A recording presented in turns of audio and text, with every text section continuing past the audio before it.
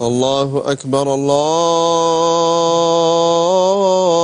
الله أكبر الله أكبر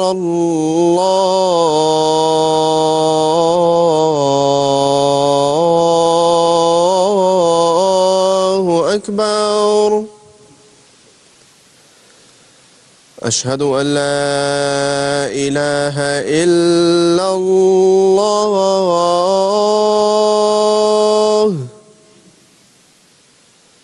أشهد أن لا إله إلا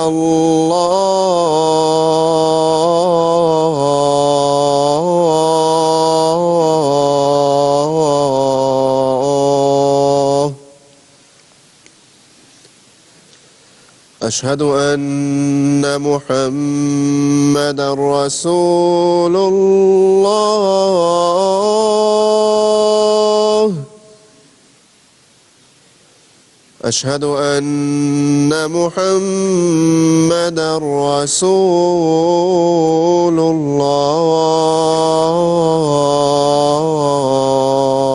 الله حي على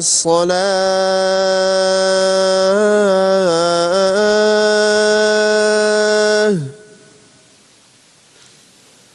حي على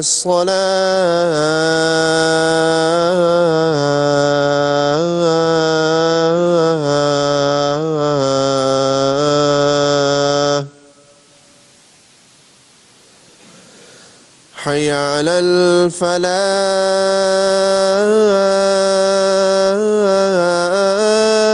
الفلاح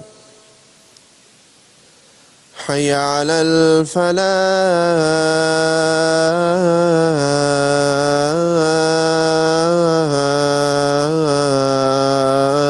الفلاح الله أكبر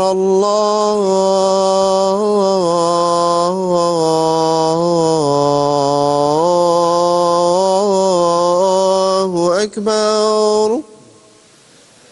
لا إله إلا الله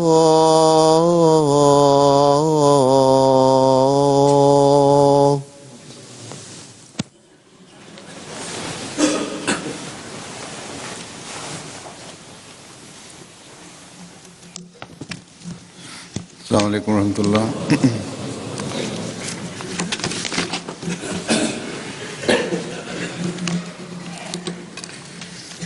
أشهد أن لا إله إلا الله وحده لا شريك له وأشهد أن محمدا عبده ورسوله أما بعد فأعوذ بالله من الشيطان الرجيم بسم الله الرحمن الرحيم الحمد لله رب العالمين الرحمن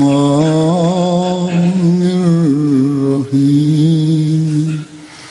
مالك يوم الدين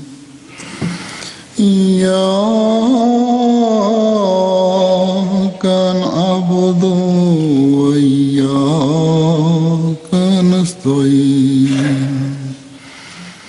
اهدنا الصراط المستقيم صراط الذين أنعمت عليهم غير المغضوب عليهم ولا الضالين.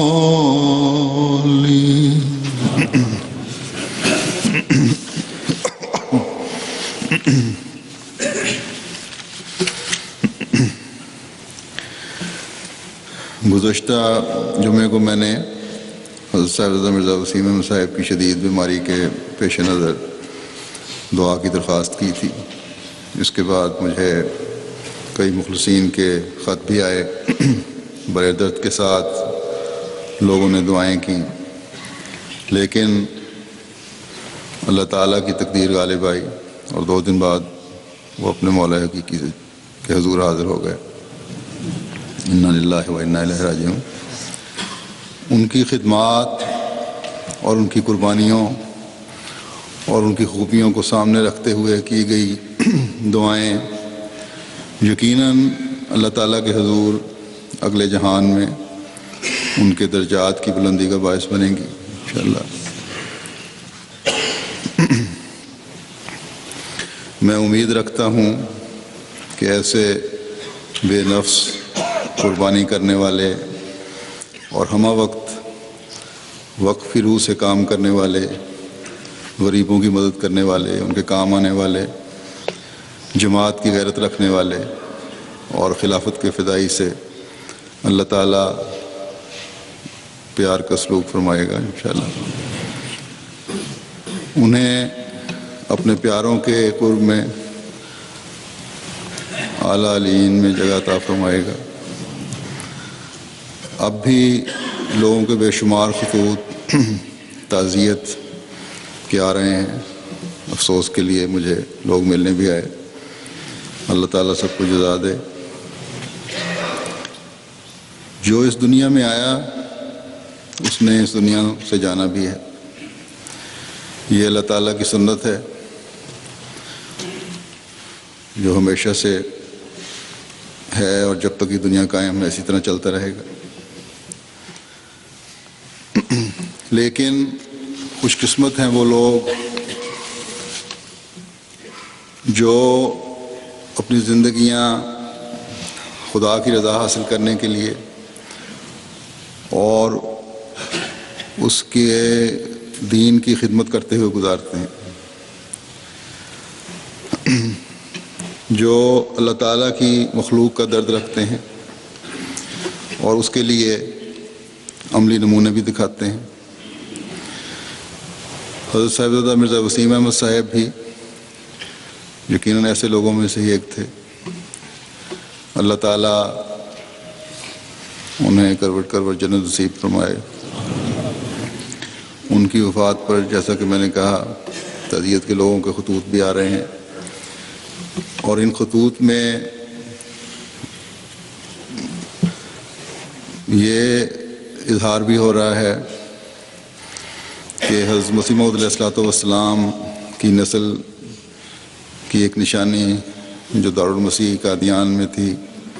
جو اب نہیں رہی. یہ صحیح ہے کہ حضرت سیدنا مرزا وسیم احمد صاحب نے بہت حد تک قادیان کے ساتھ کے احمدیوں کے ساتھ خصوصاً اور جماعت بھارت کے ہندوستان کے افراد کے ساتھ عموماً ایسا تعلق رکھا ہوا تھا جس سے لوگوں کو بہت تسلی ہوتی تھی اور آپ کی بات کا بہت پاس اور لحاظ رکھا کرتے تھے. ایک لمبا عرصہ ایسا بھی گزرا جس میں پاکستان اور ہندوستان کی حکومتوں کے تعلقات کی وجہ سے براہ راست مرکز سے یا اس جگہ سے جہاں خلیفہ وقت کی موجودگی تھی تعلق نہ رہا.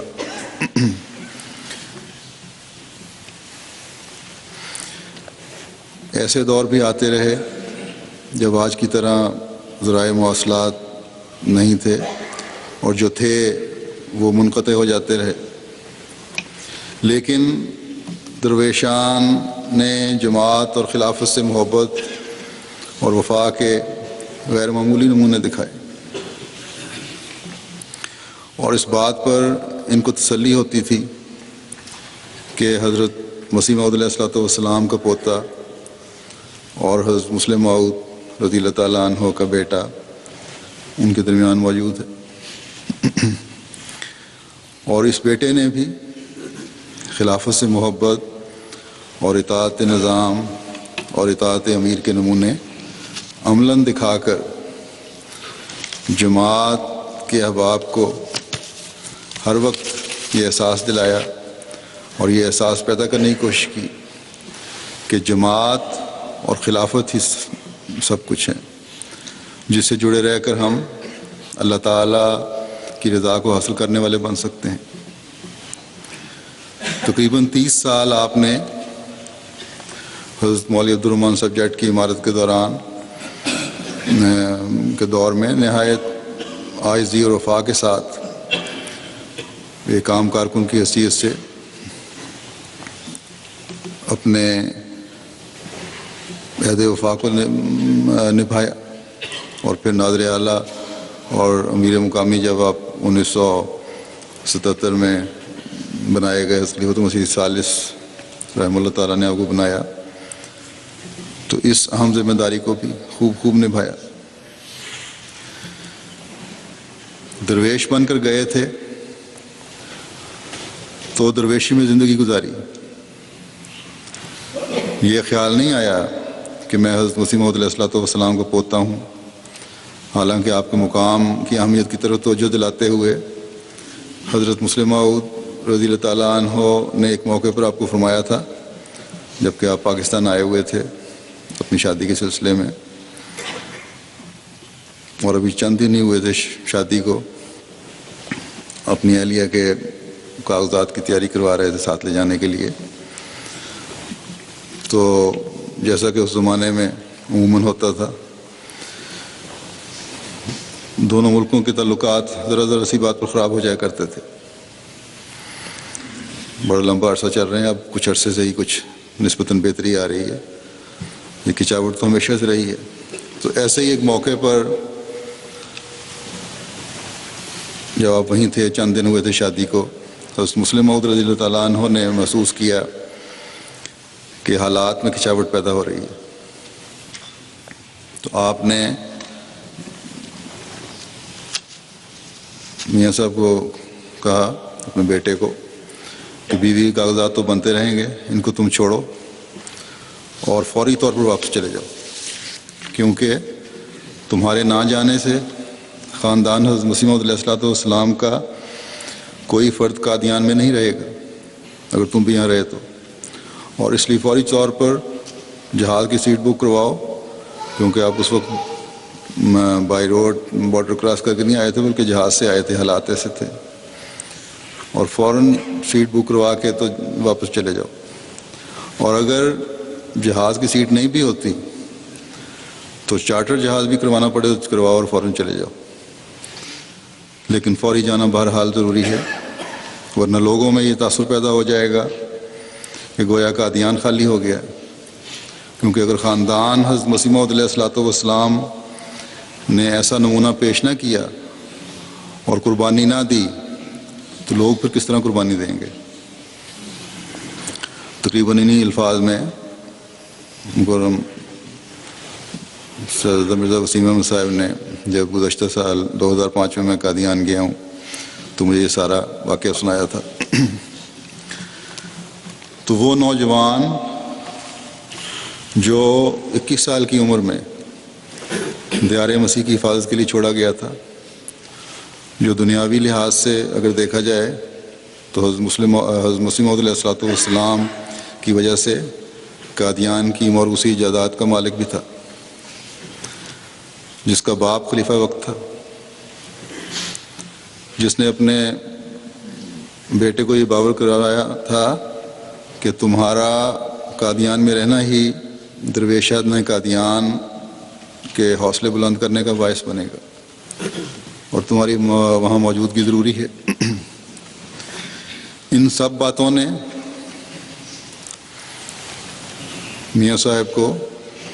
اطاعت امیر سے باہر رہنے کے خیال کو دل میں جگہ نہیں لینے دی، بلکہ یہ احساس اور شدت سے پیدا ہوا کہ میں نے اطاعت امیر کے بھی اعلیٰ نمونے دکھانے ہیں۔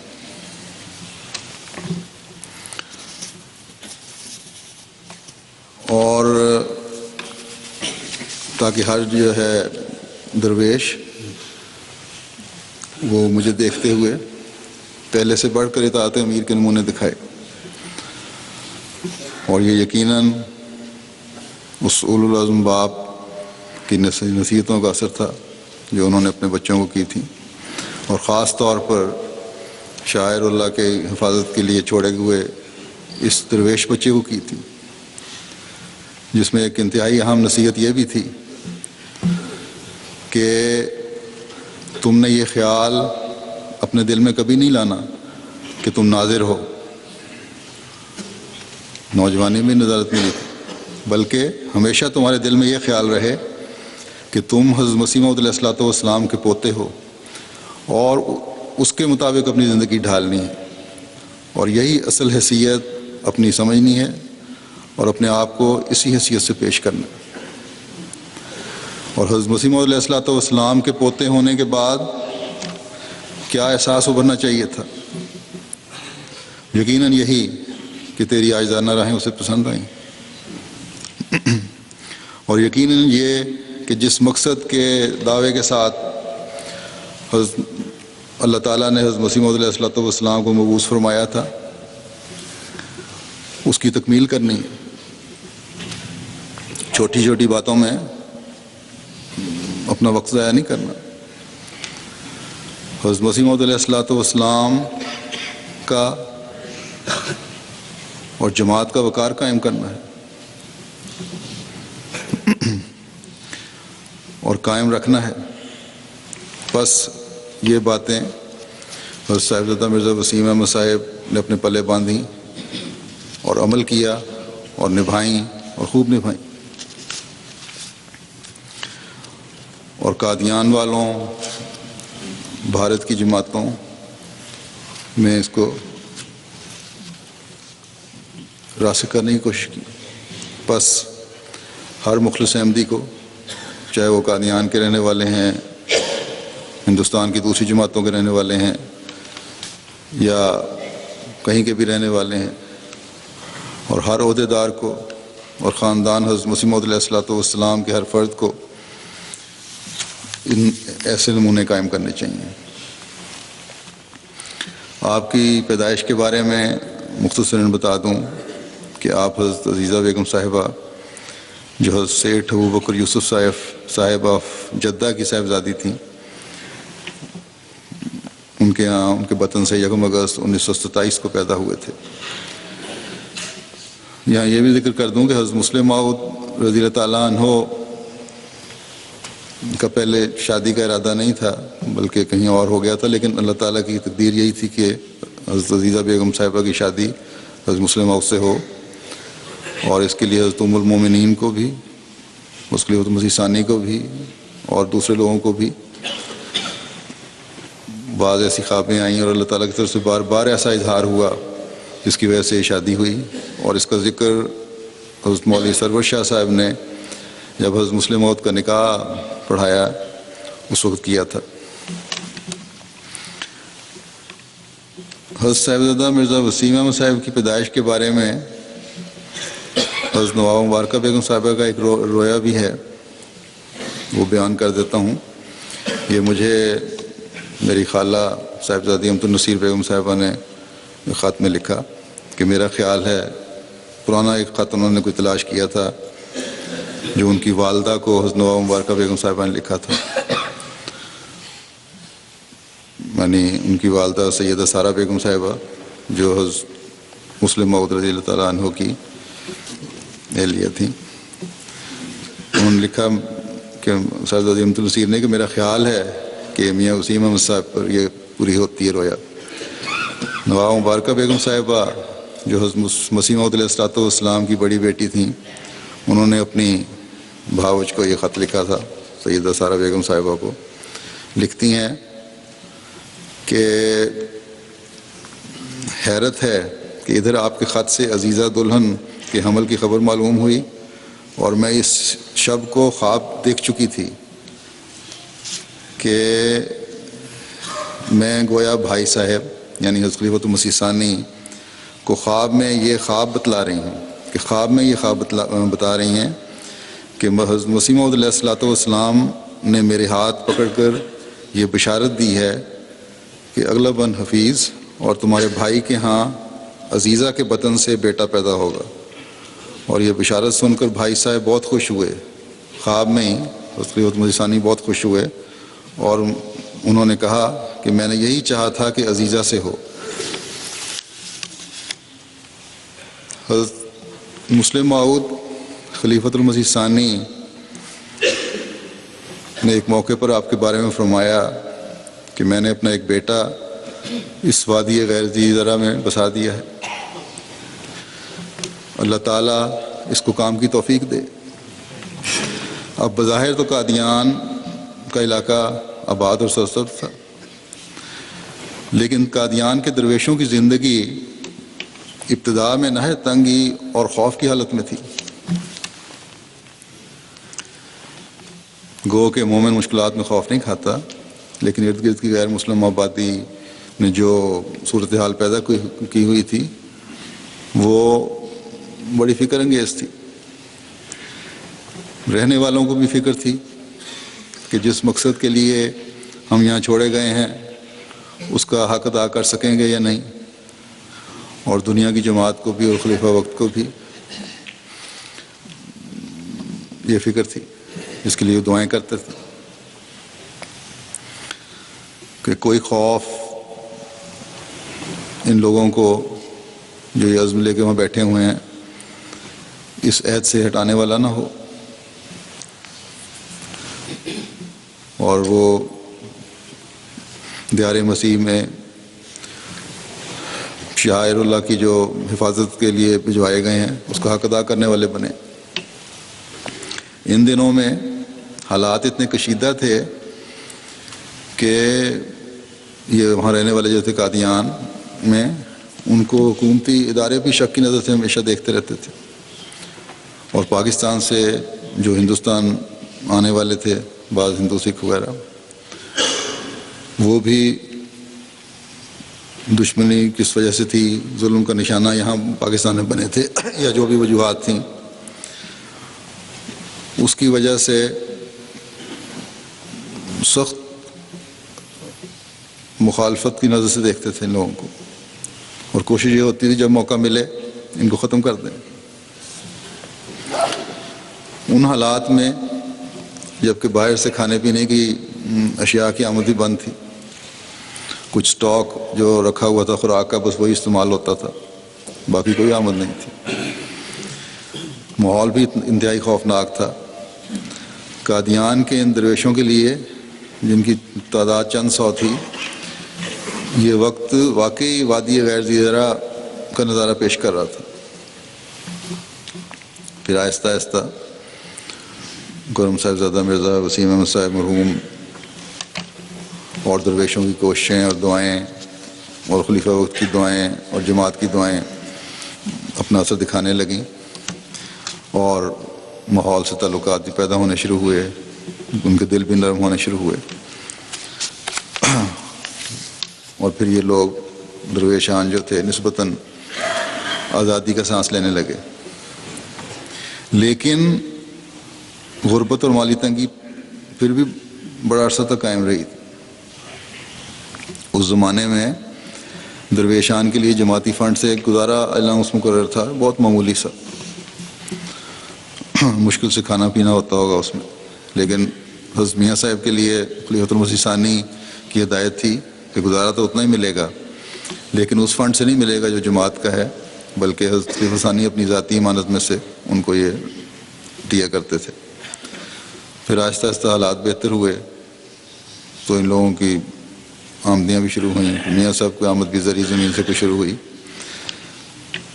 تو بہرحال انتہائی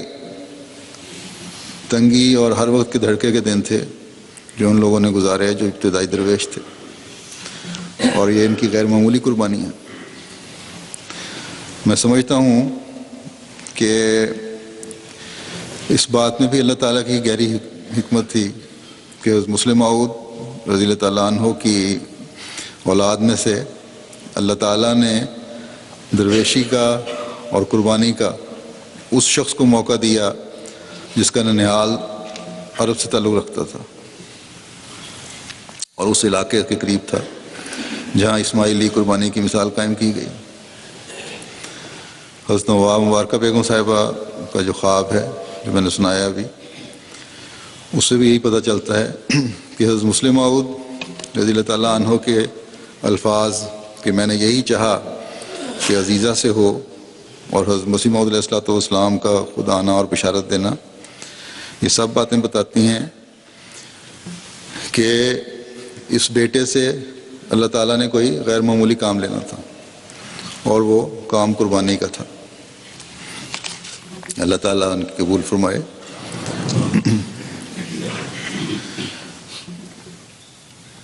اس قربانی کی حضرت مرزا وسیم احمد صاحب میں کتنی تڑپ تھی، اس کا اندازہ ان کی اس بات سے ہوتا ہے کہ میں نے دعا کی کہ اللہ تعالیٰ مجھے یہیں رہنے دے، کیونکہ پہلے یہ اصول تھا کہ حضرت خلیفۃ المسیح ثانی کی اولاد اور حضرت مسیح موعود علیہ الصلوۃ والسلام کے خاندان کے افراد باری باری قادیان آ کر رہیں اور چند مہینے رہا کریں تاکہ ہر وقت کوئی نہ کوئی موجود رہے، لیکن پھر حالات ایسے ہوئے کہ یہ آنا جانا بند ہو گیا، اور یہ فیصلہ ہوا کہ جو پاکستان میں ہیں وہ پاکستان میں رہیں گے، جو قادیان میں رہ لیے وہ بس وہیں رہ سکتے ہیں اور مزید کوئی نہیں آئے گا۔ تو اپنی اس خواہش کا ذکر کرتے ہوئے میاں وسیم احمد صاحب نے ایک دفعہ بتایا کہ میری یہ دلی خواہش اور دعا تھی کہ میں قادیان میں ہی رہ کر خدمت بجا لاؤں، چنانچہ اس کے لیے ایک دن میں نے اپنا جائے نماز لیا اور قصر خلافت قادیان کے بڑے کمرے میں چلا گیا، اور وہاں جا کر میں نے نفل شروع کر دیے، اور جیسا کہ بتایا جاتا ہے کہ دعا قبول ہونی ہو تو اللہ تعالیٰ اس کے سامان پیدا کرتا ہے۔ مجھے اتنی الہا کے ساتھ دعا کا موقع ملا کہ لگتا تھا کہ خدا تعالیٰ اس کو قبول فرما لے گا، اور میں نے دعا کی اور خدا تعالیٰ سے کہا کہ میں نے قادیان سے نہیں جانا، تو کوئی ایسے سامان کر دے۔ اور پھر کہتے ہیں کہ قادیان کے غیر مسلموں نے حکومت کو شکایت کی کہ یہ قافلے یہاں آتے ہیں اور یہاں سے جا کر پھر وہاں اور آتے جاتے رہتے ہیں، یہاں آتے ہیں تو یہاں کے وفادار بن جاتے ہیں، یہی کہتے ہیں یہ لوگ، اور پاکستان جاتے ہیں تو پاکستان جا کے وفادار بن جاتے ہیں، اس لیے اس سلسلے کو بند کیا جانا چاہیے۔ چنانچہ ان کی شکایت پر حکومت نے یہ پابندی لگا دی کہ کوئی آ جا نہیں سکتا، اور اس طرح میاں صاحب پھر مستقل قادیان کے ہو گئے، اور وہیں رہنے کے ان کے انتظام اللہ تعالیٰ نے کر دیے۔ 1952 میں اور قربانیوں کا ذکر ہے، کس طرح مختلف وہاں حالات میں کس طرح رہے اور کیسے اللہ تعالیٰ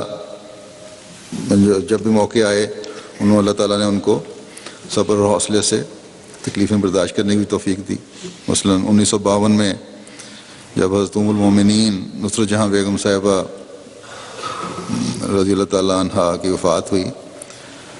تو حالات کی مجبوری کی وجہ سے آپ پاکستان نہیں جا سکتے تھے، اور یہ صدمہ بھی آپ نے ہندوستان میں تنہائی میں ہی برداشت کیا۔ ان دنوں میں آپ تعلیم کے سلسلے میں لکھنؤ میں تھے میرا خیال ہے، کچھ عرصے کے لیے تفسیر کی علم حاصل کرنے کے لیے حضرت مسلم موعود نے آپ کو لکھنؤ بھجوایا تھا، اور وہیں حکمت بھی پڑھی تھی آپ نے۔ حضرت مسلم موعود رضی اللہ تعالیٰ عنہ کو اپنے اس مجاہد درویش بیٹے سے ان کی قربانی کی وجہ سے بہت تعلق تھا، اور یہ جو میں نے واقعہ بیان کیا ہے کہ حضرت مسلم موعود نے آپ کو آپ کی شادی کے غرض سے جب آپ پاکستان آئے ہوئے تھے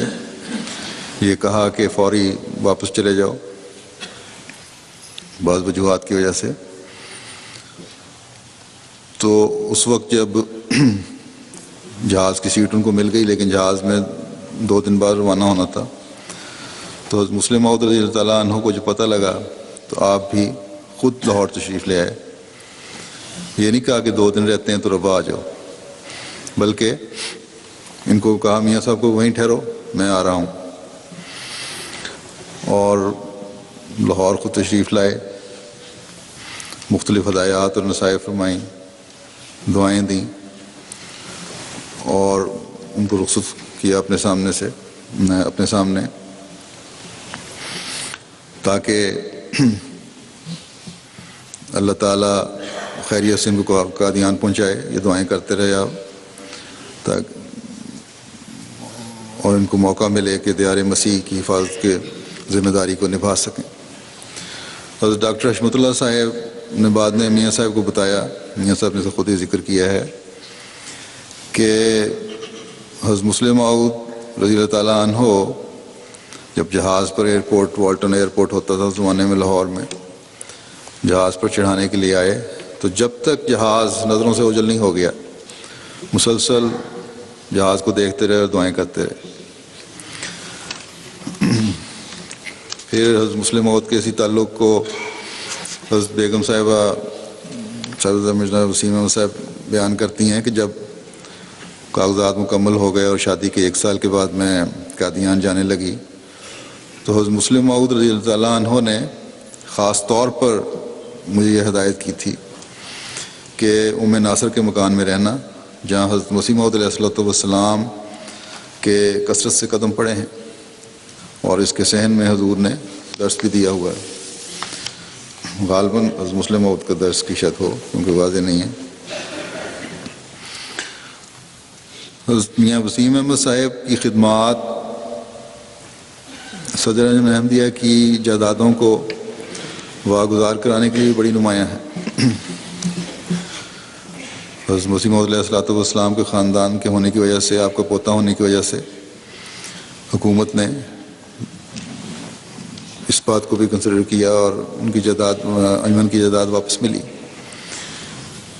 ورنہ تو کوئی بہانے ہو سکتے تھے. اور اس کے لیے آپ نے بڑے بڑے افسران سے اور رابطے کیے، بلکہ وزیر اعظم ہندوستان تک سے رابطے کیے. اس زمانے میں جواہر لال نہرو ہوتے تھے اور اللہ تعالیٰ نے فضل فرمایا، مثبت نتائج نکلے اس کے. 1963 میں آپ کی والدہ محترمہ سیدہ عزیزہ بیگم صاحبہ کی وفات ہوئی اور بڑی مشکل سے آپ کو اجازت ملی پاکستان آنے کی اور وقت پہ تدفین کے وقت پہنچ سکے آپ. پھر 1965 کی پاکستان اور بھارت کی جنگ جو ہوئی ہے اس میں تعلقات بالکل، رابطے بالکل ختم ہو گئے تھے. ڈاک اور ٹیلی فون تار وغیرہ کے سب رابطے ختم تھے انڈیا سے اور قادیان سے. اور یہ کہتے ہیں کہ ہمیں حضرت مسلم موعود رضی اللہ تعالیٰ عنہ کی بیماری کی اطلاع بھی ریڈیو پاکستان کی خبروں سے پتہ لگتی تھی اور پھر وفات کی اطلاع بھی ریڈیو پاکستان سے ہوئی. انہوں نے جماعتوں سے رابطے کیے تو پھر سری لنکا سے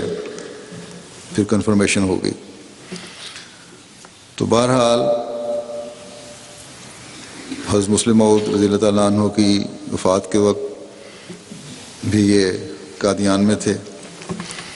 تو اس کے بارے میں یہ خود ہی لکھتے ہیں،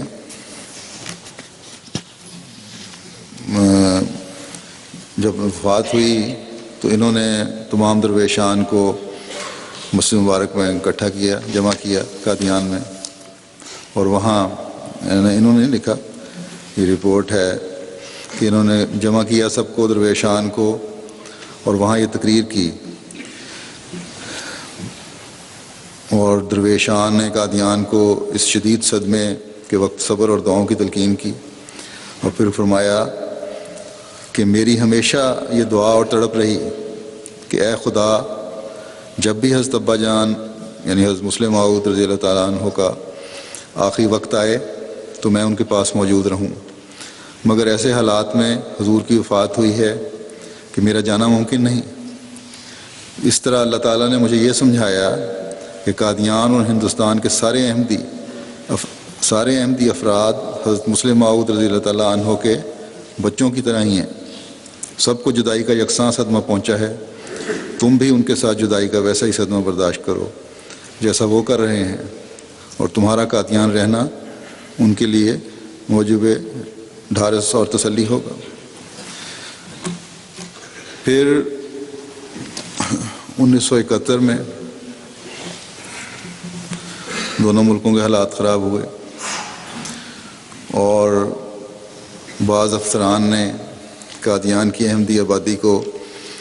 زبردستی قادیان سے نکالنے کی کوشش کی، اور چھوٹے افسران نے حکم جاری کیا کہ یہ نکل جائیں، اور بہانہ یہ کیا کہ آپ کی حفاظت ہم کرنا چاہتے ہیں اور قادیان میں رہ کر ہم حفاظت نہیں کر سکتے، اس لیے محلہ احمدیہ اور دارالمسیح اور سب جگہ خالی کرو تاکہ ایک جگہ ہم تم لوگوں کو جمع کر دیں اور وہاں تمہاری حفاظت کر سکیں۔ اصل میں تو حفاظت مقصد نہیں تھا، میرا خیال ہے شک کی نظر سے دیکھا جا رہا تھا، بلکہ خیال کیا بڑا واضح ہے کہ شک کی نظر سے دیکھا جا رہا تھا ان لوگوں کو۔ تو اس موقع پہ بھی حضرت صاحبزادہ مرزا وسیم احمد صاحب نے قادیان کے تمام احمدی احباب کو مسجد مبارک میں جمع کیا اور ایک بڑی پرسوز تقریر کی۔ آپ نے فرمایا کہ یہ ہمارا دائمی مرکز ہے، ہم اس کو قطعاً نہیں چھوڑیں گے۔ ان کی نیت تو یہ تھی کہ اس طرح یہ خالی کریں گے، اس کے بعد ہم جگہوں پہ قبضہ کر لیں گے۔ کہتے ہیں یہ ہمارا دائمی مرکز ہے، اس کو ہم قطعاً نہیں چھوڑیں گے۔ آج کی ایک رات ہمارے پاس ہے، اپنی دعاؤں کے ذریعے عرش الہی کو ہلا دیں۔ اگر حکومت کا ہمارے بارے میں یہی قطعی فیصلہ ہے تو یاد رکھو کہ ایک بچہ بھی خود سے قادیان سے باہر نہ جائے گا۔ ہم اپنی جانیں قربان کر دیں گے لیکن مقامات مقدسہ اور قادیان سے باہر نہیں نکلیں گے۔ نیز فرمایا کہ آپ یاد رکھیں کہ میں بھی یہاں سے خود باہر نہیں جاؤں گا۔ اگر حکومت کے کرندے مجھے گھسیٹتے ہوئے باہر لے جائیں تو لے جائیں، لیکن اپنے پیروں سے چل کر نہ جاؤں گا۔ آپ میں سے ہر درویش اور درویش کے بچے کی یہی پوزیشن ہونی چاہیے۔ ہو سکتا ہے کہ مجھے لے جائیں اور یہ کہیں کہ ہم تمہارے میاں صاحب کو لے گئے ہیں اس لیے تم بھی چلو۔ وہ مجھے لے جاتے ہیں تو لے جائیں، آپ نہیں جائیں گے۔ اور ہر فرد جماعت کے منہ سے بس یہی آواز نکلنی چاہیے کہ ہم قادیان کو نہیں چھوڑیں گے۔ تو کہتے ہیں لکھنے والے کہ اس رات قادیان کے بچے بچے کی یہ حالت تھی کہ ہر شخص نے اس رات جس طرح خدا تعالیٰ سے لپٹ جاتا ہے آدمی، لپٹا ہوا تھا، اور ہر جگہ مسجد مبارک کا گوشہ گوشہ، مسجد اقصیٰ کا کونا کونا، بیشتی مقبرے کی میں ہر جگہ دعائیں ہو رہی تھیں۔ اور کہتے ہیں ہر گھر کی دیواریں اس بات کی گواہ ہیں کہ درویشوں کی دلوں سے یہ نکلی آہیں اور چیخیں آستانہ الہی پر دستک دینے لگیں۔ ان کی سجدہ گاہیں تر ہو گئیں، ان کی جبینیں اللہ تعالیٰ کے حضور جھکی رہیں، سینکڑوں ہاتھ خدا تعالیٰ کے حضور اٹھے رہے، اور رات اور دن انہوں نے اسی طرح گزار دیے، اور آخر اللہ تعالیٰ نے ان کی دعاؤں کو قبولیت کا درجہ دیا، اور اگلے دن پھر ملاقاتوں سے اور کچھ وفود ملنے گئے، ان کوششوں سے واضح کرنے پہ ساری جو بالا حکام تھے، تو فوجی افسران اور خود قادیان آئے اور مقامات مقدسہ کا معائنہ کیا، احمدیہ محلہ کا معائنہ کیا، اور پھر ڈی سی صاحب وغیرہ کی سفارش پر یہ فیصلہ منسوخ ہو گیا۔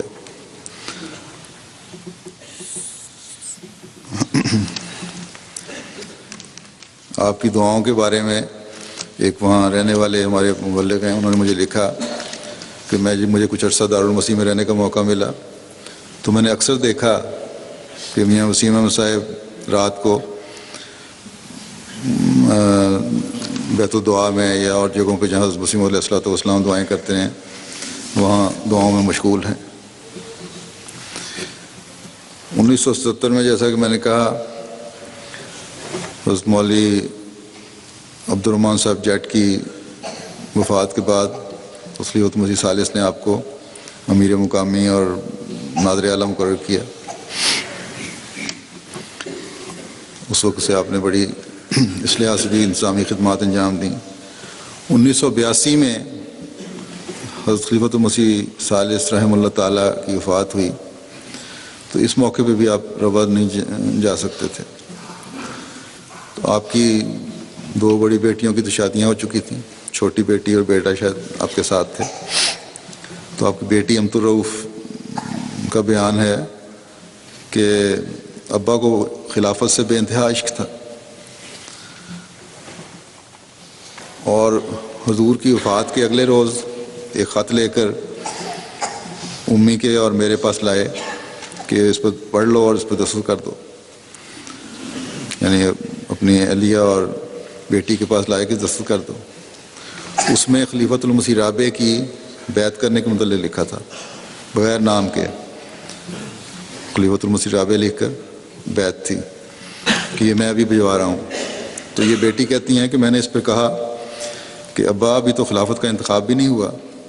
ہمیں پتہ نہیں کہ کون خلیفہ بنے گا. تو کہتے ہیں کہ میں نے خلیفہ کا چہرہ دیکھ کر بیعت نہیں کرنی، بلکہ میں نے تو حضرت مسیح موعود علیہ الصلوۃ والسلام کی خلافت کی بیعت کرنی ہے.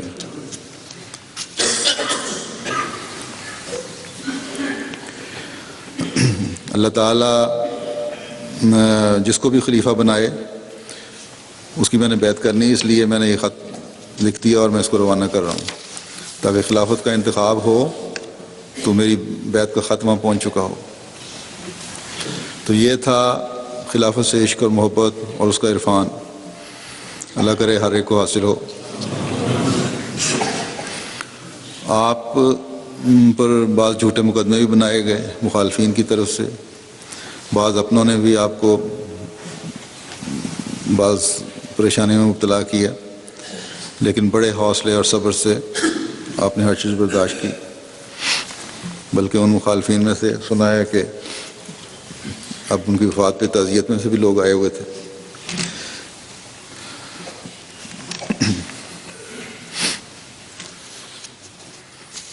پھر آپ کی خدمات ہیں، جشن تشکر کے وقت آپ نے سارے بھارت کا دورہ کیا، جماعتوں کو آرگنائز کیا، ان کو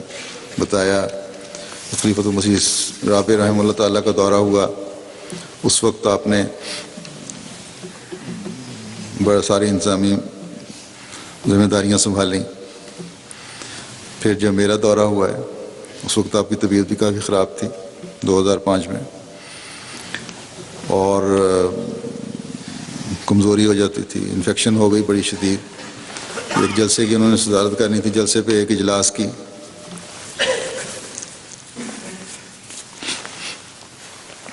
تو پہلے اجلاس کی، اور بیمار تھے، بخار بھی تھا، لیکن کیونکہ منظوری ہو چکی تھی میرے سے تو اتفاق سے میں نے گھر آ کے ایم ٹی اے جب آن کیا تو دیکھا تو یہ جس صدارت کر رہے تھے، میں نے پیغام بھجوایا کہ آپ بیمار ہیں، چھوڑ کے آ جائیں. انہوں نے یہ نہیں کہا کہ مجھے بخار ہے، بیمار ہوں، بیٹھ نہیں سکتا. سخت کمزوری کی حالت تھی، لیکن اس لیے کہ میری منظوری ہو چکی ہے خلیفہ وقت سے، اجلاس کی صدارت کی اس لیے کرنی ہے. خیر اس پیغام کے فوراً بعد اٹھ کے آ گئے، اس حالت میں ہی نہیں تھے کہ بیٹھ سکتے. تو انتہائی وفا سے اپنی ذمہ داریاں نبھانے والے تھے. اور پھر میں نے دیکھا کہ وہاں بعض چھوٹے چھوٹے کام تھے گھر میں ہونے والے، جہاں ہماری رہائش تھی، تو خود مستریوں کو لا کے کھڑے ہو کر کام کرواتے تھے اپنی نگرانی میں، حالانکہ اس وقت کمزوری کافی تھی ان کو.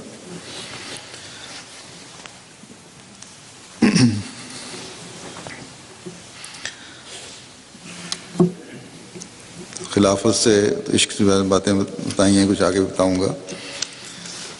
پھر توکل بڑا تھا ان میں، اللہ تعالیٰ سے بڑا محبت کا تعلق تھا، توکل تھا. حضرت صلی اللہ علیہ وسلم اور حضرت مسیح موعود علیہ الصلوۃ والسلام سے بہت عشق تھا، اور وہی عشق جو تھا آگے خلافت سے چل رہا تھا، اور خلافت سے عقیدت اور اطاعت بہت زیادہ تھی. پھر لوگوں سے بے لوث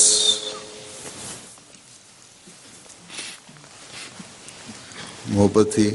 خدمت کا جذبہ تھا. صحابہ حضرت مسیح موعود علیہ الصلوۃ والسلام کا بے انتہا احترام کیا کرتے تھے. درویشان سے آپ کو بڑی محبت تھی، بلکہ ایک دفعہ کسی نے درویشان کے متعلق بعض ایسے الفاظ کہے جو آپ کو پسند نہیں آئے، اور اس پہ آپ نے بڑی ناپسندیدگی کا اور ناراضگی کا اظہار کیا، حالانکہ طبیعت ان کی ایسی تھی کہ لگتا نہیں تھا کبھی ناراضگی کا اظہار کر سکیں گے، لیکن درویشان کی غیرت ایسی تھی کہ اس کو برداشت نہیں کر سکے۔ مہمان نوازی آپ کا بڑا خاصہ تھی، رات کے وقت بھی کوئی ملنے آ جاتا تو بڑی خوشی سے ملتے، بڑی خندہ پیشانی سے ملتے۔ آپ کی بیگم صاحبہ بیان کرتی ہیں کہ عیدین کے موقع پہ مجھے خاص طور پر بیواؤں سے ملنے اور انہیں تحفہ پیش کرنے کے لیے بھجواتے تھے۔ اور کوئی مرد عورت بیمار ہو جاتا تو اس کی عیادت کے لیے جاتے، اور اگر کوئی زیادہ بیمار ہوتا تو اس کو امرتسر ہسپتال بھجوانے کا انتظام کرتے تھے۔ اس طرح رکھا ہے انہوں نے درویشوں کو، بالکل بچوں کی طرح پالا ہے۔ تو کہتی ہیں ایک دفعہ ہم 3 مہینے کے لیے مہمان نوازی کا واقعہ بیان کرتی ہیں کہ 3 مہینے باہر رہ کر آئے اور گھر آئے ہیں تو کوئی مہمان آ گیا، تو انہوں نے کہا مہمان آیا، کچھ کھانے پینے کو بھجواؤ۔ تو میں نے کہا ابھی تو ہم اترے ہیں، تو مجھے تم پتہ نہیں گھر میں کوئی چیز ہے بھی کہ نہیں، کیا بھیجوں؟ تو میں نے صاحب نے کہا اس قسم کے جواب نہیں دینے چاہیے، تلاش کرو، کچھ نہ کچھ مل جائے گا۔ خیر وہ بسکٹوں کا ایک ڈبہ مل گیا، وہ بھجوایا۔ تو ذرا سی بات کا خیال رکھنے والے تھے، اور غیروں سے بھی تعلقات، پہلے تو یہ حالات تھے، پھر اتنے وسیع ہوئے تعلقات آپ کے کہ ہر کوئی گرویدہ تھا۔ اب میں جب گیا ہوں دورے پہ 2005 میں گرداسپور بھی ہم گئے ہیں، تو وہاں بھی رہنے والے بعض عام شخصیتوں نے آپ کی وجہ سے مجھے بلایا اپنے گھروں میں اور بڑا اظہار کیا۔ جو بھی غیر ملتے تھے، سکھوں میں سے، ہندوؤں میں سے، بڑی آپ کی تعریف کیا کرتے تھے، اور بڑے آپ کے اخلاق کے معترف تھے۔ اب بھی آپ کی وفات پہ بہت سارے سکھ ہندو آئے، بڑے پڑھے لکھے ممبر آف پارلیمنٹ، کاروباری لوگ، وکلاء، غریب آدمی، بلکہ ایک اسمبلی کے سابق اسپیکر بھی آئے۔ سب کی میں نے وہ سن رہا تھا ویڈیو میں، آوازیں انتہائی تعریف کر رہے تھے کہ ایسا شخص ہے جنہوں نے مذہب سے بالا ہو کر ہمارے سے تعلق رکھا، اور ہمیں بھی یہی سکھایا کہ انسانیت کے ناطے جو ہیں ان کو مضبوط کرنے چاہیے، انسانیت کے رشتے جو ہیں ان کو مضبوط کرنے چاہیے، اور ہر ایک ان کا گرویدہ تھا۔ بے شمار چھوٹے چھوٹے واقعات ہیں، لوگوں نے مجھے لکھے ہیں تعزیت کے خطوط میں، اگر ان کا ذکر کروں تو بہت لمبا قصہ ہو جائے گا۔ پھر حضرت میاں صاحب کی ایک خصوصیت یہ تھی کہ بڑے نپے تلے انداز میں بڑے سوچ سمجھ کے بات کیا کرتے تھے، کہیں کوئی ایسی بات نہ ہو جائے جو جماعتی روایات سے ہٹ کر ہو، کہیں کوئی ایسی بات نہ ہو جائے جو حضرت مسیح موعود علیہ الصلوۃ والسلام اور حضرت صلی اللہ علیہ وسلم کے مقام کو نہ سمجھتے ہوئے ہو، کہیں کوئی ایسی بات نہ ہو جائے جس سے بڑائی کی بو آتی ہو، جس میں درویشانہ عاجزی کا فقدان ہو، اور اس وجہ سے پھر اللہ تعالیٰ کے فضلوں کو دور کر دے میری بات۔ ایک دفعہ کینیڈا میں کسی نے آپ سے درویشوں کی قربانیوں اور حفاظت مرکز کے کام کو سراہتے ہوئے بڑی تعریف کی آپ کی، تو آپ نے فرمایا کہ دیکھو امر واقعہ یہ ہے کہ ہم درویشوں نے قادیان کی حفاظت نہیں کی، بلکہ قادیان کے مقامات مقدسہ اور وہاں کی جانے والی دعاؤں نے نہ صرف قادیان کی بلکہ اس کے رہنے والوں کی بھی حفاظت کی ہے۔ تو یہ ہے ایک مومن کی سوچ اور ادراک کہ جو کچھ ہوتا ہے اللہ تعالیٰ کے فضلوں سے ہوتا ہے، اس کے لیے ہمیں اللہ تعالیٰ نے دعا کے مواقع مہیا فرمائے اور اپنے پیارے مسیح کی مقدس بستی کو ہر شر سے محض اپنے فضل سے بچایا، ہماری دعاؤں کو قبول فرماتے ہوئے مقامات مقدسہ کے ساتھ اور ہماری بھی حفاظت فرمائی۔ کسی نے ایک تعزیت کا خط لکھا ہے، اس میں بڑا اچھا فکرہ مجھے لگا۔ آپ کے بارے میں لکھا ہے کہ آپ نے مجاہدانہ شان سے درویشانہ زندگی گزاری، اور حقیقت یہی ہے۔ پھر مالی تحریکات میں بھی حسب استطاعت خوب بڑھ چڑھ کر حصہ لیتے تھے۔ ہر تحریک جو خلیفہ وقت کی طرف سے ہوتی تھی خود حصہ لیتے پہلے، پھر جماعت کو توجہ دلاتے تھے۔ ابھی وفات سے چند دن پہلے مجھے لکھا کہ میں نے خلافت جوبلی کے لیے وعدہ کیا تھا 1,00,000 روپے کا، اور میرے ذہن سے اتر گیا کہ اس کی ادائیگی کرنی ہے۔ بڑا معذرت خواہانہ رویہ تھا، خط تھا، اور لکھا کہ الحمدللہ کہ مجھے یاد آ گیا وقت پہ، اور میں نے آج اس کی ادائیگی کر دی ہے۔ اور یہ بھی حساب وفات سے چند دن پہلے صاف کر کے گئے۔ وصیت کا حساب تھا، متصاص سے صاف ہوتا تھا، جائیداد کا حساب بھی صاف کر دیا زندگی میں، اور 1/9 کی وصیت تھی۔ درویشوں کی خودداری کا تو میں بیان کر چکا ہوں واقعہ۔ خلافت سے تعلق کے بارے میں دوبارہ بتاتا ہوں۔ کوئی حکم جاتا تھا، کوئی ہدایت جاتی تھی، فوری تعمیل ہوتی تھی اس کی، من و عن انہیں الفاظ میں۔ یہ نہیں ہوتا تھا جس طرح بعضوں کو عادت ہوتی ہے کہ اگر کوئی فکرہ زیادہ واضح نہیں ہے تو اس کی توجیحات نکالنے شروع کر دیں، یا جس کے 2 مطلب نکلتے ہیں تو اپنی مرضی کا مطلب نکالیں، بلکہ فوری سمجھتے تھے کہ منشا کیا عقلی وقت کا۔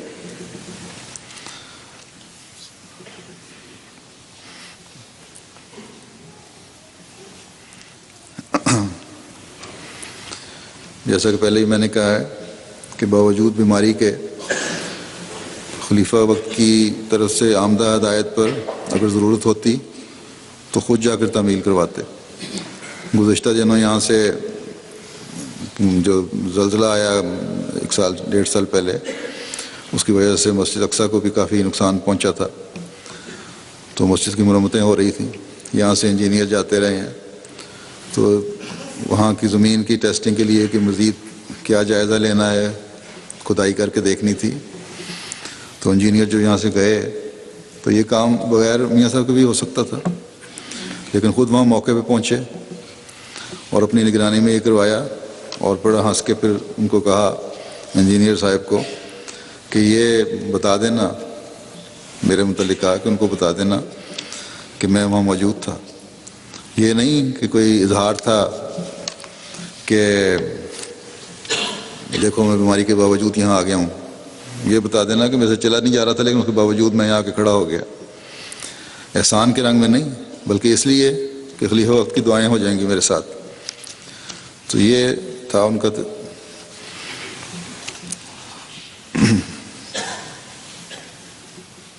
گزشتہ دنوں چند ماہ پہلے باوجود بیماری کے کشمیر کا دورہ کیا، بڑا تفصیلی، اور ہر جگہ خلافت سے تعلق کے بارے میں لوگوں کو تلقین کی۔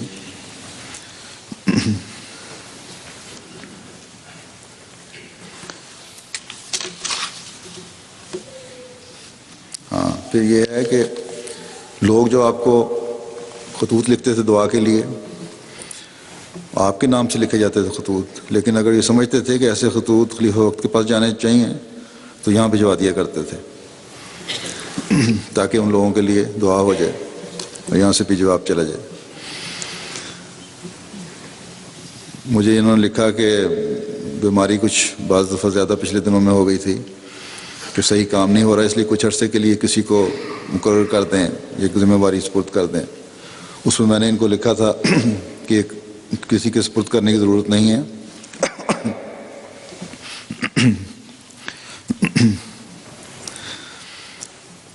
بعض جو کام ہیں جس سے چاہے لے لیا کریں، ناظر اعلیٰ آپ ہی رہیں گے۔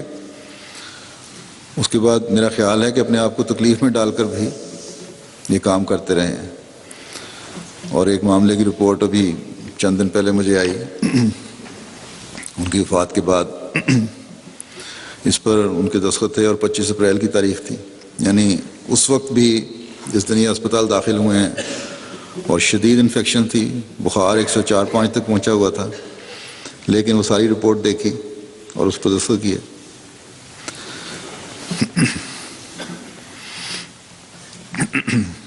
اللہ تعالیٰ حضرت مسلم موعود رضی اللہ تعالیٰ عنہ کے اس فرزند اور آپ کی نشانی کے درجات بلند فرمائے، جس نے اپنے درویشی کے عہد کو نبھایا اور خوب نبھایا۔ قدرتی طور پر ان کی وفات کے ساتھ مجھے فکر مندی بھی ہوئی کہ وہ ایک کام کرنے والا بزرگ ہم سے جدا ہو گیا۔ وہ صرف میرے ماموں نہیں تھے بلکہ میرے دست راست تھے۔ اللہ تعالیٰ نے انہیں میرا سلطان نصیر بنایا ہوا تھا، تو فکر مندی تو بہرحال ہوئی، لیکن پھر اللہ تعالیٰ کے سلوک اور حضرت مسیح موعود علیہ الصلوۃ والسلام سے کیے گئے وعدے جو ہیں اللہ تعالیٰ کے، ان کو دیکھ کر تسلی ہوتی ہے۔ اللہ تعالیٰ ہمیشہ کی طرح اپنے فضل سے یہ اخلاق بھی پر فرمائے گا اور پہلے سے بڑھ کر قربانی کرنے والے سلطان نصیر عطا فرمائے گا انشاءاللہ۔ اور فرماتا ہے اللہ تعالیٰ درویشوں کی اولادوں کو اور قادیان کے رہنے والے جو ہیں ہر فرد کو ان قربانی کرنے والے درویشوں کی یادیں زندہ رکھنے کی توفیق دے، اور اس وقت جو درویشان ان کے پاس ہیں، چند ایک رہ گئے ہیں، ان کی خدمت کی بھی ان کو توفیق دے۔ قادیان میں رہنے والا ہر احمدی اس مقام کو سمجھے جو دیار مسیح سے رہنے والے کا ہونا چاہیے۔ جب بزرگ اٹھتے ہیں تو نئی نسل کی ذمہ داریاں بڑھتی ہیں، اور جو زندہ قومیں ہیں ان کی نئی نسلیں جو ہیں پھر ان ذمہ داریوں کو بآسن نبھانے کی کوشش بھی کرتی ہیں۔ بس میں امید رکھتا ہوں کہ قادیان کے رہنے والے سب واقفین زندگی اور عہدیداران پہلے سے بڑھ کر پیار، محبت اور بھائی چارے کا ایک دوسرے سے سلوک کریں گے، اور یہ سلوک کرتے ہوئے نیکی اور تقوی میں ترقی کریں گے۔ قادیان کا رہنے والا ہر احمدی حضرت مسیح موعود علیہ الصلوۃ والسلام کی روحانی اولاد ہونے کے ناطے اس کا حق ادا کرے گا، اور جس طرح یہ بزرگ ہمارے ان جگہوں پر سجدہ ریز ہوئے جہاں مسیح زمان نے سجدے کیے اور ان کو جگہوں کو اپنی دعاؤں سے پر کیا، اور اللہ تعالیٰ نے آپ سے ان جگہوں میں وعدے فرمائے جماعت کی ترقی کے، تو یہ لوگ بھی جو وہاں رہنے والے ہیں، اب نئی نسل، یہ بھی ان جگہوں پہ جائیں گے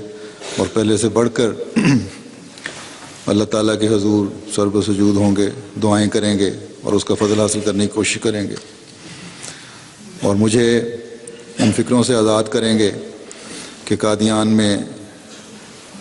نیکی اور تقوی پر چلنے والے اور اپنی ذمہ داریوں کو نبھانے والوں کی کمی ہو رہی ہے، بلکہ یہی خوشی کی خبریں پہنچیں گی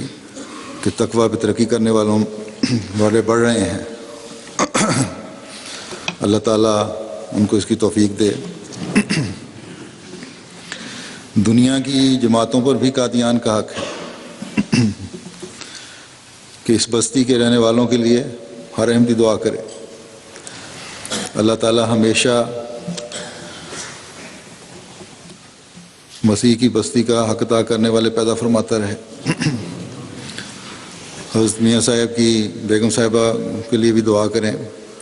اللہ تعالیٰ انہیں بھی ہمت اور حوصلہ دے، وہ بھی بیمار رہتی ہیں، اور یہ صدمہ برداشت کرنے کی توفیق دے۔ یہ بھی بڑا بابرکت وجود ہیں، جماعت کی خواتین کو، عورتوں کو اکٹھا کرنے میں، ان کو آرگنائز کرنے میں، ان کی ہمدردیاں کرنے میں ان سے بڑا کردار ادا کیا انہوں نے بھی اور کرتی ہیں۔ اللہ تعالیٰ انہوں سے صحت و سلامتی والی زندگی عطا فرمائے. ان کے بچوں کو بھی اپنے بزرگ والد کے نقش قدم پر چلنے کی توفیق دے. گو کہ ان میں سے کوئی بھی قادیان میں نہیں ہے. بچیاں شادی ہو کے پاکستان چلی گئیں اور وہ پاکستانی شہریت رکھتی ہیں، بیٹا ان کا امریکہ میں. لیکن جہاں بھی ہیں اپنے عظیم باپ کے نقش قدم پر چلنے والے ہوں اور ان خصوصیات کے حامل بننے کی کوشش کریں جو ان کے باپ میں تھیں.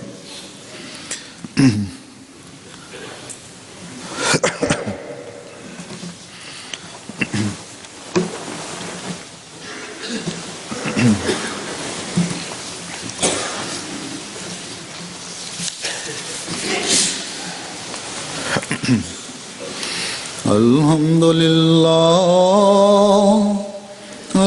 لله نحمده ونستعينه ونستغفره ونؤمن به ونتوكل عليه ونعوذ بالله من شرور أنفسنا ومن سيئات أعمالنا. من يهده الله فلا مضل له ومن يضلل فلا هادي له. ونشهد أن لا إله إلا الله ونشهد أن محمدا عبده ورسوله.